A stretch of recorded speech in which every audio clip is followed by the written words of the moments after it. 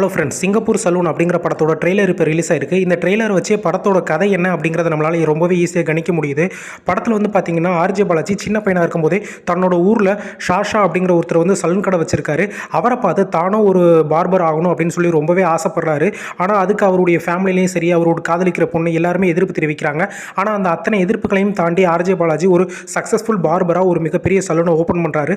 ஆனால் இந்த சலூன் தொழிலுமே வந்து பார்த்தீங்கன்னா கார்பரேட் கைக்கு போயிடுச்சு. ஸோ இதில் சாதாரண ஒருத்தர் பெரிய ஆளாக வரும்போது அந்த கார்பரேட் அவர் எப்படி அடிச்சு ஒடுக்குறாங்க அப்படிங்கிற கதையை காமிச்சிருக்காங்க. அப்படி அடி வாங்கி கீழே விழுந்ததுக்கப்புறமா ஆர்ஜே பாலாஜி எப்படி திரும்பவும் தன்னுடைய தொழிலில் வந்து ஜெயிச்சு காட்டுறார் அப்படிங்கிறத படத்தோட மெயின் கருவை எடுத்து பேசியிருக்காங்க. அதோட இது வந்து குலத்தொழில் கிடையாது, யார் வேணாலும் பண்ணலாம்.